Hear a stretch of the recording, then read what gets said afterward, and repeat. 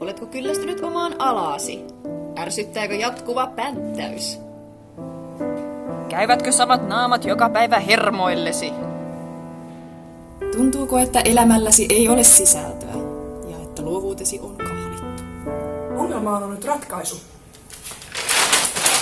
Innovaatio. Viikkosi lähtee vauhdikkaasti käyntiin maanantain teoriaopinnoilla ja aamujumpalla. Teorialuentojen lentomeininki vie varmasti jalat altasi.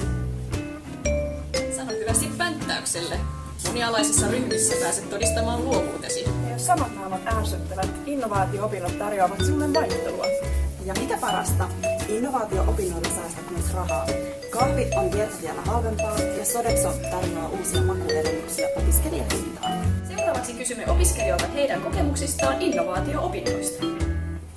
Ennen tätä mun elämällä ei ollut merkitystä, mutta tämän myötä mä oon päässyt ilmaisemaan itteeni ja innovoimaan aivan uusia juttuja.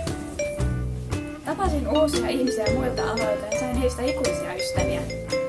Keksin polkupyörän uudelleen. Mulla ei ollut pitkä aikaa niska-hartiaseudun kipuja, koska ei ole tarvinnut päntätä. Jos aloitat innovaatio-opinnot jo nyt, saat kaupan päälle helpot 10 opintopistettä. Ja vaikka et pääse paikalle, niin ei hätää.